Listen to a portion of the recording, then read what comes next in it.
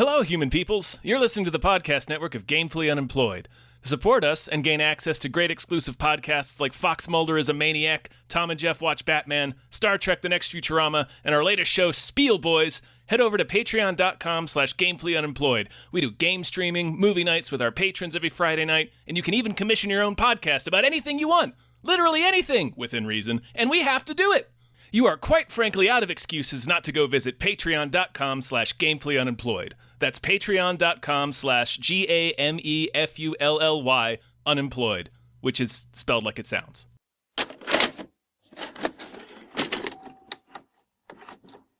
It's like some beautiful drug, Tom.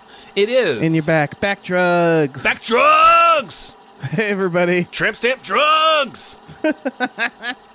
My name is David Bell. My name is Tom Ryman. And we just watched Spiderhead. Oh, it's like a spider's head biting drugs into your back. There it is. Does whatever a spider head can. Mm-hmm. Which is like blink. Yeah. Blink and bite. I think that's the extent of everything a spider head can do. Yeah, you nailed it. That's Spiderhead. We're proud of our work. Your presence in this facility, while technically a punishment, is a privilege. Where have you been? Drug study? In science, we have to explore the unknown. They've been testing me up and down. A lot weirder stuff than usual. This is new frontier stuff here. Before we begin, I need your permission to administer Pen 40. This place can really mess with your head. Drip on. Acknowledge. Drip on. Acknowledge. Acknowledge. Yeah, acknowledge. Let's do this. This is on the Netflix. It is. This is director Joseph Kosinski, who did Top Gun just recently. This has got the Hemsworth. It's got the what's his face with the Miles Teller. Yeah. Miles Teller. It's got Journey Whiplash. Journey Smollett, and then other people. And Nathan Jones is in there briefly. That is Nathan Jones, isn't it? Uh-huh. He had a baby brother. He did. Beautiful in every way. He did. It's true. The Muay Thai giant himself. Yep. Yeah, this is this is getting very negative reviews. Not great reviews. Yeah, this is the last time I checked, it's in like the 40s on Rotten Tomatoes. 45% on Rotten Tomatoes, 35 with audience. Tom, how did you like this film? I thought this movie was okay. Like this, it's an interesting idea. It feels like this maybe should have been like a 40-minute episode of like Black Mirror or The Twilight Zone. That's what people keep saying. I was hoping you hated it because I didn't love it or anything, but I enjoyed it, and I'm trying to figure out why people hated it. I think because okay, I'm sorry. Finish your thought. Oh, I because I do have thoughts on that. The cynical version is I think people expected a movie that was bigger or that would be more action-packed. Like people are conditioned to think every movie has to be an action movie now. Yes. This is just a thriller, which means that it's not it's you know, the cynical version is like it's not a Marvel film, you know, like it's not big and wild. It's a lot smaller, but I don't think audiences are so stupid that like that would be the reason. I don't know. I don't know that it's necessarily a case of audiences being stupid, but I do think that's what I'm. Yeah, I think I feel like that's probably the problem. Is it is a very small movie, which is surprising for the people assembled, I guess, because you would assume it would be like this kind of bigger, more blown out movie when it's really just it's a thriller. Yeah, it takes place pretty much in a single room. Yeah, like it's really just the observation room and both sides of the glass in the observation room. That's where like 90% of this movie takes place. Yeah, and so I for the record, I did expect something bigger to be happening. I don't know about you, but there was a lot of I had the like, oh, their memories are false, you know, or oh, it's dystopian in some way, or like oh, he's already on the run. I expected some sort of twist with Hemsworth. That would be the other thing that I would pick. Is that it's very straightforward. It's very simple to the point of being it's predictable. Like this movie, it does not surprise you. No, like not at all. It's twists you can see coming a mile away.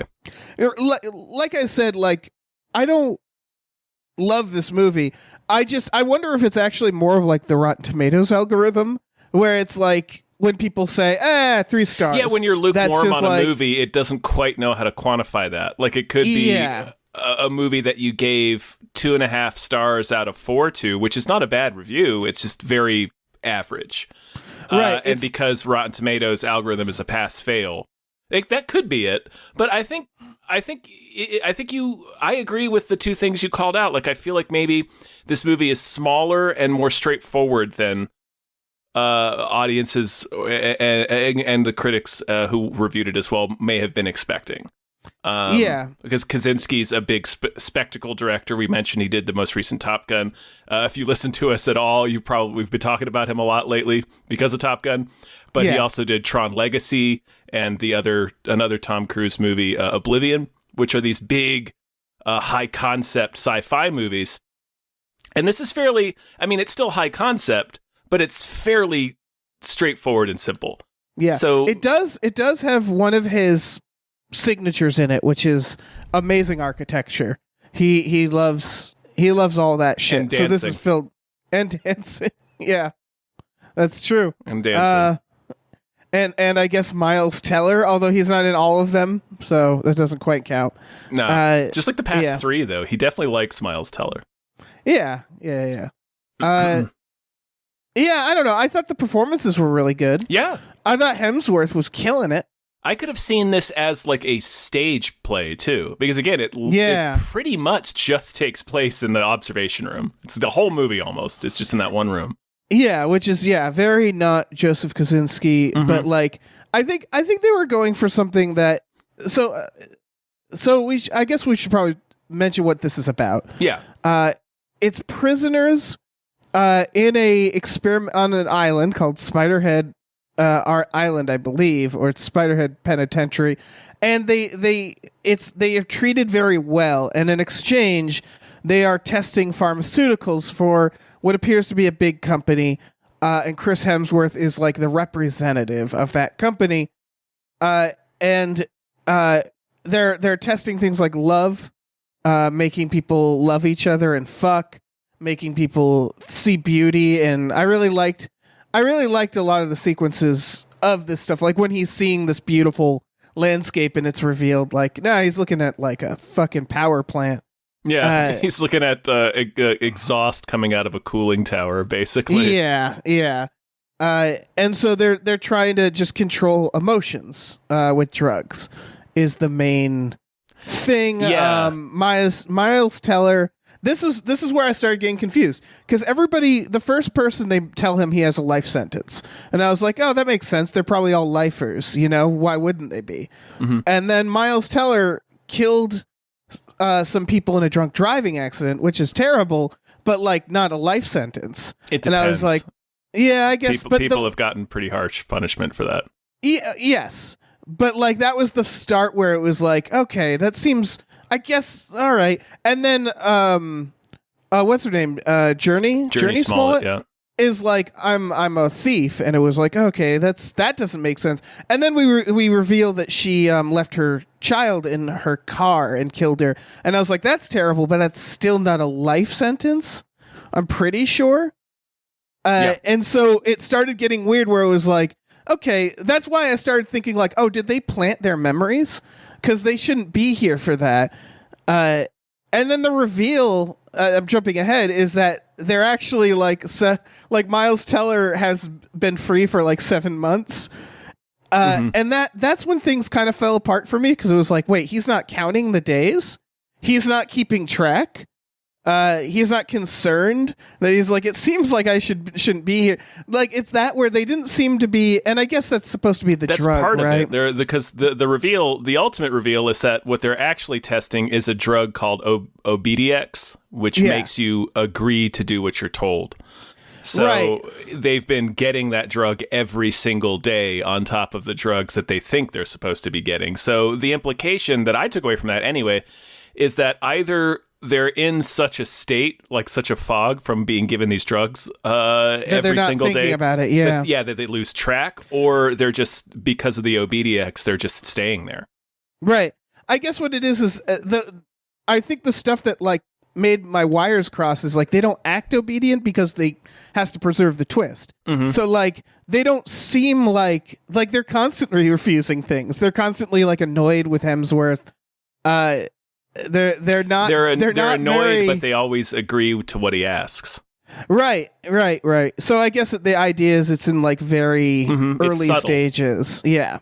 It's subtle. It's like it's like when you're playing BioShock and the would you kindly shoe drops and you're like, oh, you know, right? Like if you think back on it, once the reveal is that they've been given this drug, you kind of think back, and I wonder how obvious it would be on a second viewing. Yeah, but you think back, you're like, oh, they do, like they hem and haw sometimes, but they always say yes. Right. So.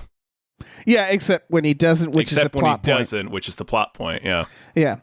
I guess that works. And then I would say there's a weird tone with this film. The tone is strange. The tone is strange. Yeah, the film can't decide if it's funny or not. We have Shitfinger, which is funny. I don't understand that beat. I don't understand that beat at all. Beat, the entire finale when they actually escape. This movie's based on a short story called Escape from Spiderhead. So when they actually escape from Spiderhead, it becomes like zany. When they're running through the halls and the rest of the prisoners are chasing them because Hemsworth has gotten on the mic. He's like, look, they want to stop this program and get you guys sent back to regular state prison. None of you want that, right? So go get them. Go stop them. But it becomes very wacky at the end, like he starts accidentally playing music over the loudspeaker, so there's like a soundtrack. It's very much this is the writers of Zombieland and the Deadpools and Six Underground. Yes, and the upcoming Twisted Metal, both Zombieland's life. So they're it's sort of like G.I. Joe Retaliation. So they tend to have this like winky camera humor. And every now and then they like Life is a movie that's not that. But I feel like they were trying to do both tones. And it seems like they wanted to have kind of a funny character in Hemsworth, which does work because Hemsworth is great. Yeah, he's killing it. This is a great performance because it works with him. He comes off as affable, but there's something sinister to it. Like you can tell he's not a good guy, even though he's being like joking and he's being like. He's like likable. Like I said, he's affable, but there's a bite to it. He's doing the Thor. He's kind of doing the Thor where it's like funny, but and like with Thor, it's like funny, but like a little of a jerk, but we love him. In this, it's more like funny, but sinister. And he's very good at mixing those two things. Like that's kind of one of his biggest strengths is he can kind of work humor into a performance very naturally. Yeah. And I think we see it here to actually to heighten the other trait of the character. So like he's good at like taking the humor to heighten the sinister aspect of his character. Whereas that could be very easy to get wrong, which is I think what happens with the movie itself in the end, where it's it's a lot of little stuff because again, like I kept thinking about their sentences. And I guess you're right. In the end, it all sort of makes sense. What doesn't make sense to me is the facility, which is he has this like open door policy where it's like we're all free. There's no guards. There's no one even. There's one part where he takes them out on the boat and there's two guys. And at the end, you're kind of wondering like, yeah, this is kind of why you have guards, right? Like, why don't you have anybody to handle this situation? And then like because we learn that what they're testing is the obedience drug. They're testing the drug to see if these people will just stay here because we ask them to. Right, but you'd still have like people. Yeah. Like when he takes them out, they have guards, right? And so it's the whole facility is just Chris Hemsworth and his assistant. Mm-hmm. And these two twins, these two muscular twins that are the guards. Right, but they don't show up at the end, do they? They are, yeah. They're chasing Miles and Journey, yeah. Are they? Yeah. Oh, okay. They're in the crowd that breaks down the door. Okay. It still feels there's just something off about it all. I disagree because that's explicitly what the movie's about. It's about this drug. And so like the reveal is that it's sort of like Ender's Game where like they reveal it's like, oh, you're not actually training, you've been doing the war this whole time. So it's like they're making it seem like they're in this a minimum security, like club fed almost facility, when in actuality the reason there's no cells and no guards is because they're all on this drug that makes them do what they're told, and the purpose of this facility is to test that drug to see how far they can push that drug. So it's like it's basically like, you could argue Hemsworth's folly is that he's eccentric and doesn't feel.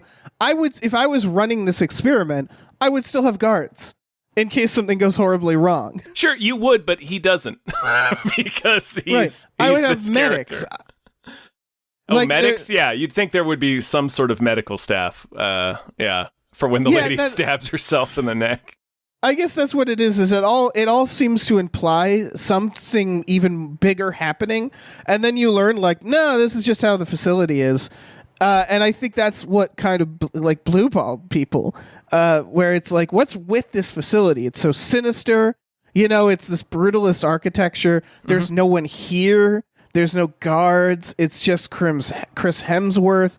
And like the obedience drug is a good, like, yes, that does explain it like to an extent, but it's just I think all of that I think it's just like that is such a, it's not enough. It wasn't enough for people. People were expecting some better explanation, because the explanation is like, yeah, he just didn't have anybody here because he thought the drug was enough, and it's like, that seems dumb. Well, and ultimately it is dumb. Yeah, it is dumb. But I mean, that's, I don't know, they're testing the drug, so I don't know. You could still have guards there though. Like you could still have medics. You could still have like Dave, John Hammond could have hired more people, but that's the point. Right. I guess I was expecting, that's why for a while I was expecting the reveal to be that Chris Hemsworth is on the run. Like he is already wanted, and that's why like it's he's limited. Just a Bond villain. Yeah, honestly, because like that's what's so weird about the tone of the movie is like, this doesn't feel official. And I guess it isn't, because at the end the cops show up. Yeah, and I think we're supposed to be uncomfortable. We're supposed to think it's weird. Like it's supposed to be like, what is this? What, like, how could this be? And so when the other shoe drops, it makes much more sense. Yeah, I just don't think it was satisfying for people. That's fair. Is part of it. Like I said, I didn't hate this movie. I liked it. I was very entertained. It's very effective. The scene where Heather dies is brutal. Yeah. He does a good job. He does a good job of conveying, really making us understand what these drugs do. Yeah. So that like he can say what's the evil drug is called, like Darkenflex or something. It sounds like an IKEA furniture. Yeah, it has a very Darkenflox. Darkenflox. Okay, it has a very silly name, but because he shows us when it first comes up, it comes up in like, they give them this drug called Lovectin or something that heightens you. It's a love drug. It makes you love people. So like it makes them just fuck each other senseless when they're on it. But after you come down from the drug, he's ostensibly telling Miles Teller that he's trying to test whether there's any residual effects. Do you still feel love for this person? So he basically does like a BF Skinner type test where he sits Miles Teller in the room with two of the women that he boned on the love drug, and it's like, okay, you have to give one of them this horrible drug, Darkenflux. Which one is it going to be? Because he's trying to see whether or not he has any affection toward either of them, residual from the drug. At least that's what he tells him. What he's really trying to tell is if he can be persuaded to give these women this horrible drug because he's on the obedience drug. Yeah. But we see Miles Teller react, and he's like, "No, I'm not going to do I'm not giving Darkenflux to anybody because I've been on that. I was in that trial. I know what it's like." And they show us like a brief glimpse of him on the drug, and it looks awful. And then from Miles Teller's performance, we can see how haunted he is just by the thought of it. So it's like right off the bat, even though the drug like Darkenflux, that's the silliest goddamn name, and they say it a bunch in the movie, but. Kaczynski does such a good job with that, and then with the scene of Heather actually being on it, that like we become afraid of hearing that incredibly silly name. Yeah. Like we hear it. It's just enough for them to bring up the name of the drug, and we're like, oh shit. Because we know how fucking serious it is. And it's like, this is a well-made movie for the most part. Kosinski is killing it. Yeah. So this is my general stance is I think this movie deserves more credit than it's getting. Like I think the low reviews are unfair. I've read some and they're like the performances are bland, and it's like no, they are absolutely not. No, they're not. They're actually really compelling. The cinematography in this is amazing. The directing is amazing. It's more of trying to identify why it rubbed people the wrong way. I think it honestly is. I think it's missing. Oh, I think it might be missing a beat because you mentioned Dark Influx, and I think the point is that it's a silly name, right? Is that one of the reveals is that the drugs are being named off of a bingo card that Chris Hemsworth has, so the numbers and letters don't actually mean anything, which I thought was a really good reveal. Because I think it needed a beat of, like, I really do think he needed to be a Bond villain, or there needed to be more, like, I think the twist would have worked better if they really, if Chris Hemsworth, like, really was revealed to be a maniac. Yeah. Like very clearly, like, oh my God, this guy is a Bond villain. He's out of his mind. Because that idea that he's naming these things, like, he's clearly just very naming it based off whatever he wants. And like, there's nothing scientific about it. And it's not, and it's like, he's just like, it would have been, I think, better to know that like, oh, he's gone completely rogue. People are already looking for him. I think that would have been neat. And then like a reveal being that he's extremely sinister or sadistic, which is kind of what he is already. Mm-hmm. Yeah, I do. I still think what we hit on initially is probably the issue. It is very simple. It's very simple, and like in the end, in the end, they're kind of simple. Like the arcs of the characters, the decisions being made. Yeah, they get away. Chris Hemsworth is just kind of a villain. Mm-hmm. It's very predictable. It's a very predictable film, so it ultimately makes it not that satisfying as a thriller. It just sort of plays out exactly as you're expecting it to, more or less. It needed a real oh shit moment that, again, it doesn't have to be that it was all a dream or they're aliens. No, it doesn't need to, doesn't need to blow my mind either. I think maybe expectations were higher for this film than maybe were warranted. Like it's a very small scale and it's pretty predictable in terms of its twists. Yeah, it just really presents as something that's going to be a lot more like Joseph Kosinski can't help but to make a facility look like this because he loves it, right? The problem is like the architecture of this works against the tone of the film, I think, because again, you're expecting something a lot more sinister because it's like, what is this place they're in? It feels like Oblivion has a similar architecture idea, and not to spoil Oblivion, but there's actually, once you get to the end, you're like, oh yeah, that is why that looked like that. More so than this, where it's presenting itself as being something a lot more mysterious than it ends up being, right?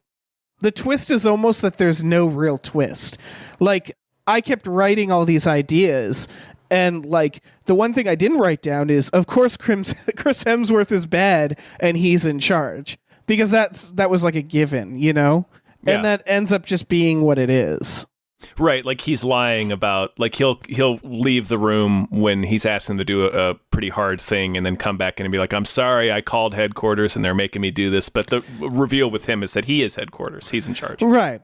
And like that's evident, I'd say, in the first like 5 minutes, where you're like, "Yeah, this is the bad guy. It's Chris Hemsworth. Look at him." Yeah. So, I don't know. Yeah. Again, movies don't have to have twists. It just really feels like this movie is presenting itself as having something. Well, it's anytime it's like a thriller, you know, anytime it's a mystery where there's something to be solved and the solution is just pretty obvious, it's disappointing for an audience.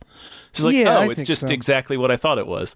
So yeah, I could definitely see that affecting people's enjoyment of the film. Like, I would have preferred something a little more clever, but also what it is, like the story it tells is told pretty effectively. Again, the tone gets really strange at the end, but yeah, there's like it really is. The problem is that it's trying to be realistic in that almost like, for example, the assistant, he's going to turn on him in the first 10 minutes. He treats him like shit the entire movie. Right, and he clearly is miserable, and he's clearly like, I don't know about this. Yeah. So there's no surprises there. Right. Where like, there really is absolutely no That's not surprises. bad. That's how storytelling works. Like, if you hadn't established any of that, we would have been like, why the fuck did his assistant turn on him? But like, again, it's like, it's just so like there's no surprise here, which thrillers usually feel like there needs to be some element of surprise, I don't know. No, even the most basic thrillers I feel like have twists and turns. And again, it doesn't have to be like a big sci-fi twist, but I think audiences were probably expecting that just based off the absolute look and feel of this. Right. Like it feels unreal. It feels like they're not in a real place. They're at this weird island. Mm-hmm. Like, and again, the reveal is more, it feels like he's in international waters or something. Like it's not exactly legal, but like it's such a grand location and offer that you kind of expect something. And then it sort of ends with, again, it ends with a very easy way out, which is like, they're both like, you both can go. And so they don't even have to be like on the run. They just get on a boat and sort of leave and presumably find the authorities. Well, the cops are speeding up the prison as they leave, because Hemsworth's assistant already called them. Right. I liked the fate of Hemsworth. I liked that they didn't like. I think the lowest point for me was actually when they fight, because I was like, I kind of want a version of this that doesn't have like any action beats. They don't fight for too long. They don't fight too long. Yeah, it's not that bad. And then I like that Hemsworth gets away, and then his little dildo on his back is going so out of whack that he can't fly the plane. Yeah. That's a fun idea. Crashes into a mountain, because he's high off his ass on the love drug. Yeah. Yeah. Yeah. Again, very, very good directing. Yeah. I would argue that this is saved by the directing. Like, I think what it comes down to is the script is fine, but like there's a reason, like you said at the top of this, 40-minute episode of Black Mirror. And so many people have said that about this movie. It's just not a very big idea. It doesn't quite feel big enough for a full-length movie, even though this is almost 2 hours. Right. And it is entertaining. It's just, like we said, it's just not... there's not really any surprise to it. It's the story you're kind of expecting. Like it starts, you're like, well, right off the bat, I don't trust this facility or Chris Hemsworth. Right, it's designed so I don't trust it. So. Yeah, and that, that's the point. That's plenty of thrillers begin that way. But it's just the payoff is just so exactly what you would immediately expect or like immediately predict. Well, he's lying about this. He's probably, I don't know. It's just. It's not. It's almost not ambitious enough to be a full-length movie. Is kind of what it feels like. And again, I don't think I needed a big reveal. I don't need them being a flying saucer. No, I didn't need a big action scene. There's other ways to make it big, and I think one of the things they could have done is actually focused a little more on the characters. Because I think the plot is predictable, but the issue I ran into is the characters are kind of predictable.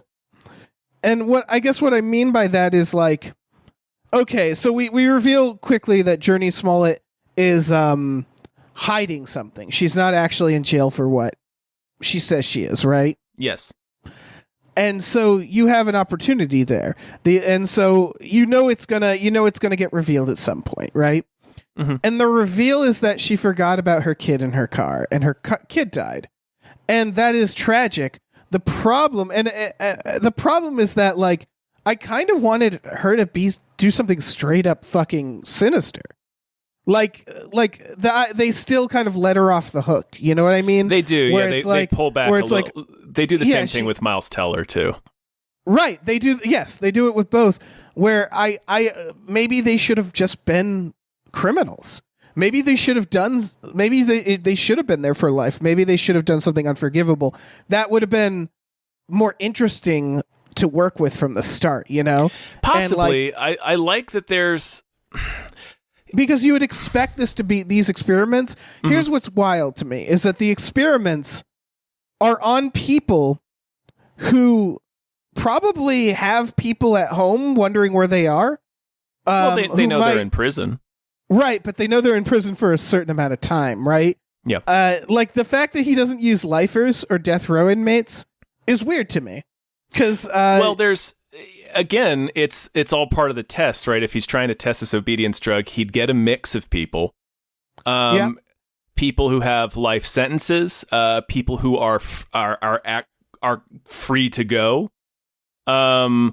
There's a self-flagellation aspect to Miles Teller and Journey Smollett as well. That makes sense in terms of the experiment. What I'm talking about is the logistics. Yeah. Is that Journey Smollett probably has people who are like, isn't like her appeal went through, right? So there'd be someone, there's like a lawyer, there's like people involved on the outside. And that's what I mean is like logistically, it doesn't really make sense to have like in terms of keeping these people here. Yeah, I think that's just a thread you can't pull at too much. I know, but you could, but then. So what I mean is, like for example, another character you could play with is Chris Hemsworth, which is like the reveal that he is a man who didn't have a plan. He has lost control completely. Like that sort of idea, you know what I mean? That like he is a madman, that he doesn't care, that the authorities are like, he kidnapped these people. So there's like interesting things you could have done with the characters and played with, you know? Like giving them unforgivable crimes, making Chris Hemsworth even more unhinged. And I think that the fact that they didn't do that, combined with the fact that the story is so straightforward. Right. It's very simple. It doesn't really challenge you at all. It's like we said, they sort of let both the main characters off the hook. They give them crimes that are horrible and tragic, but that ultimately you could forgive these people for. You're like, well, right. It's you were fucked up. Obviously, you didn't do this on purpose. It was a horrible, horrible accident, a tragic mistake, you know.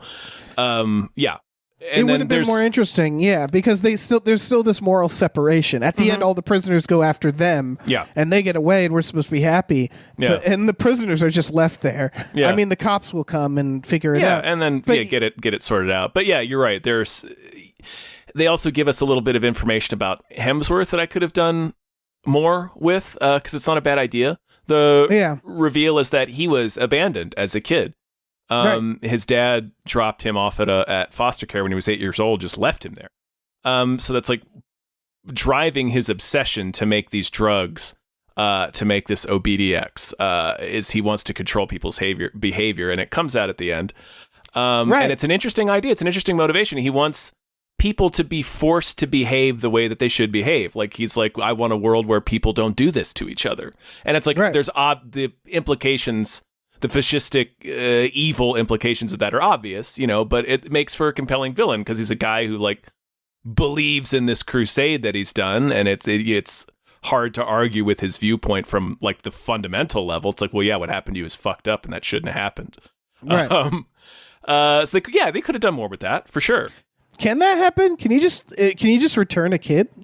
I guess you just abandon kids. It happens all the time. All right. I mean, it's the trope of dropping the baby off with the nuns because the nuns aren't just gonna leave the baby outside. They'll put the baby somewhere. Right, but I feel like with if you're old enough to be like that, this is my parents' name. They left me here. You'd think cops would be like, okay, yeah. I don't think. I don't know, man. I don't know, man. He's Australian. It's the Wild West out there. That's true.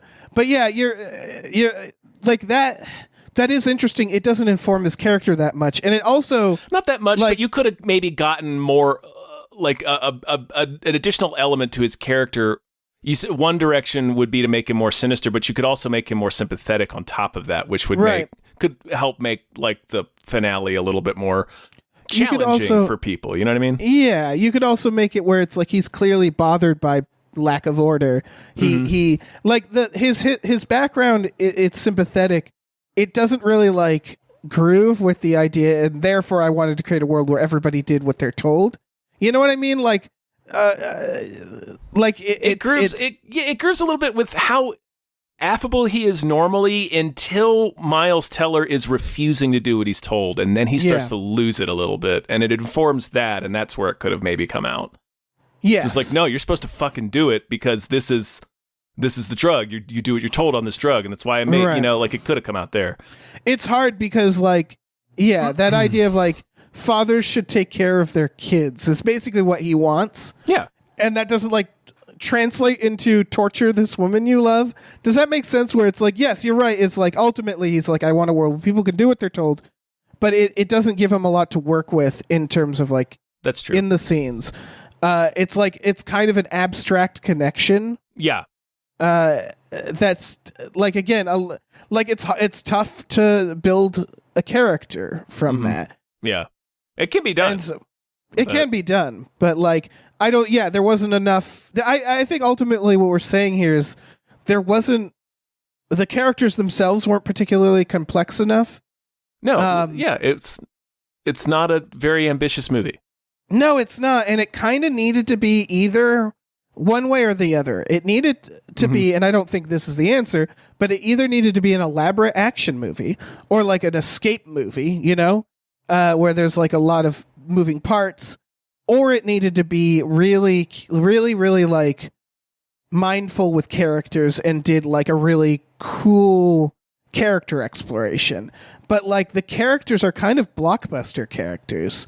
Yeah. In a movie that is not really a complex plot. And so ultimately I think that, that is probably why this like didn't hit with people, I guess. And yet I still really enjoyed watching it from beginning to end. Yeah, it's very entertaining. And it's a pretty quick watch. It is. I mean, it's an hour 40, but it feels quick. Yeah, it moves quick. Yeah. And again, that's just, I think it's Kaczynski's direction. Yeah, that's the thing for me is his direction is so good visually. He's such a good visual director that I never got bothered or bored. I never got bored by this. I was never bored by this movie, but it was very predictable. Yeah. That's the thing. And like the problem is I think the script, it wasn't strong. No, the script is definitely the weakest part. Yeah. And I think the performances and the directing are great. Mm-hmm. Why wouldn't they put the testing door next to the fucking door where they're behind the mirror? That bugged me. Oh, like, yeah, why did he have to walk, like, yeah. Yeah, there's an entire plot point. It was an absurdly long way that he had to walk. Yeah, why would they do that? I don't know. I don't know. Just for that scene. It doesn't make any sense. When Heather dies, we haven't really explained the plot, but I assume people will just have watched it. Heather is given the evil X, the Gloomin' X or whatever it's called, Gloom, and it makes her kill Dark herself. Yeah, we're given a tidbit. Hemsworth has to run into the room, but he has to go like a half a mile down the hallway and then a half a mile back to get it to the room that they're right next to through a mirror. You're right. I didn't even think about that. It's really weird because the reason they do that is so Miles Teller can access his desk and see that it's all a sham. That's the reason they did it. But it's that part screamed at me of like, this is the screenwriters. This is like, this is a writing trick. Yeah, and it's not a very good one. It's like because it's like you'd literally just have a door connecting the two rooms, right? For people listening, what we're talking about, it's like when, let's say, you're doing a murder mystery and the detective goes to interview somebody at like minute 20, and this person that they're interviewing has an incredibly vital piece of information, and there's simply no way the detective wouldn't ask about it. But you don't want to reveal it at minute 20. So what do? Oh, you have somebody call the detective, or you have something interrupt them before she can tell him, or something. That's what we're talking about when you say that's a writing trick. Like they need something to happen, but it doesn't make any sense for it to happen. So they have to have something. Right, weird. It's when you see the seams. You see oh, the writer needed to get something to happen. Yeah, we needed Miles Teller to discover this. Yeah.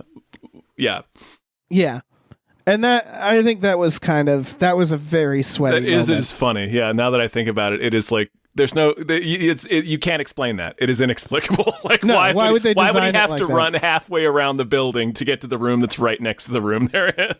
Right. It doesn't make any sense. Yeah, zero fucking sense. It's just like, yeah. It again, it feels like the facility is designed in this way that, like, there should have been medics there. There should be guards. There should be assistants. That's what this lab would be. There should be Even one if what paramedic there at the very least, because they're literally testing pharmaceuticals on people. Right. There should even be if, at least one paramedic there. right. Even if he was doing this very illegally, you'd think he'd still have a crew there. Mm-hmm. And so, like, it's stuff like that where it's like the movie progresses kind of because the villain is an idiot, and that's never great. It's a cheat you can do where if you make your bad guy unhinged, you can sort of explain anything that they do that's dumb. Right. Like, well, why would they do exactly. that? Well, they're unhinged. It's like, well, sure, but like, it's the Joker technique. Yeah. yeah. Well, the Joker's also a magician. That's more of that. Yeah, in yeah. The Dark Knight, where it's just like it's not physically possible for him to do the things he does. All right. You know what he should have used to What's test that? these drugs? A beach. You know, like make a fake resort and like bring people to a beach that they Yeah. can't leave. Maybe call it the beach, You could call it the beach, or would sure. you call it the island? You could call it the island. Hmm. But he had all Something that like that. beach. Yeah, He there's had so all many that beaches. beach. Such beach, Dave. Yeah. Then you could watch from afar with a camera and report back. yeah, like if it was a beach that like Magic beach, like a made people magic old. beach. Yeah. and you were testing a drug to like make them Yeah. not old. Yeah. Yeah, I guess my That's a point good is idea. there are worse versions of this movie. there are way worse. Like at the very very least, this movie successfully tells a coherent story. Yeah. Like Yeah, absolutely. It has a little bit of problems, a couple sweaty plot points, but it is a competent ass film. yeah. Produced by the New Yorker. Did I get that right? Again, this is based on a short story that was published by the New Yorker. Oh, got it. Okay. Because Yeah. when that logo came up, I was like, what? It was jarring for me as well. And then in the opening credits, you see, oh, there they are. So, Right. Yeah, but yeah, like at Usually first, like the fuck, it's- the New Yorker. Usually, though, if it's based off an article or something, they still like they still just like get the rights and pay them. It's just funny to me. The New Yorker was like, we want a logo. We want to be a production company for Hey, this. you know what? Movies are expensive. If the New Yorker wants to kick us a couple of bucks in Sure. exchange for a logo at the beginning, no problem. Yeah, that's fair. That's fair. Fucking weird. Yeah, it was strange, but yeah. Yeah, I would say in general, like if you like straightforward thrillers, that's what this is. You know? It's got fun performances in it. It's a very basic moral dilemma, but it is still interesting, and it's mostly because the performances are good and the direction is good. So it's an entertaining movie, but it is ultimately because it's just not that ambitious. It's pretty forgettable. Yeah, if So- you like Joseph Kosinski as a director, definitely check this out because he's in great form here. Like it's cool to see him do a minimalist story like this. Yeah. It was that was one reason you and I were excited to watch this was, you know, I've only ever seen him direct these huge spectacles. Just like, okay, what's he going to do with like a tiny movie? Yeah. And I think he did really good. The direction is not bad in this movie. Yeah, there were parts that gave me like knots in my stomach. Like the death of that woman is like truly like, oh fuck. Yeah. That's where it really shines, is making us afraid of that stupid Gleeman X or the Darkenfold, whatever it's called. Like and making us not want to be there and and feel like, oh, these guys gotta get the fuck out. Yeah. Yeah. And so there's the torture that these people go through is great. I would say the humor that is in the script is weird and unbalanced. Shitfinger I will not understand Shitfinger. Why even have that in the movie? It doesn't amount to anything. Like that is so weird. Yeah. The problem is that's a Deadpool joke. That's a wacky, almost meta-ish, like kind of like we're gonna that's a thing you delete. Weird. It's weird. Yeah, it's like weird for weird's sake, where it's like I think those writers, they like the idea that you throw chaos into a story and it makes it more fun. but I really think chaos has to be... It has to be in tone. Yeah, so like, for example, a good version of that in this movie is the ending when Chris Hemsworth is just cycling through emotions. And he's very funny and weird, but there's a motivation for it. And it's like, it's chaos, but it's motivated. Right. Shitfinger is like, it really feels like they just thought this would add to that, but it's completely unmotivated and never really pays off. Mm-hmm. You know they're going to reveal who Shitfinger is. They set up this idea. We should probably explain what Shitfinger is. I guess. It's someone keeps writing in the bathroom and shit. And they're like, oh, we got to get that Shitfinger. And they keep talking about it a few times. And then it's just like one of the random characters. At the end, they're like, oh, you're Shitfinger. And then that's it. And it's like, so it wasn't even like Chris Hemsworth. What if her reveal about her daughter was actually I'm Shitfinger? That would be amazing. That would have been incredible, yeah. Yeah. But yeah, that's what it is that it's like, oh, okay, so you're just adding chaos for chaos sake to like, maybe because a producer said this needs to be more funny or something like that.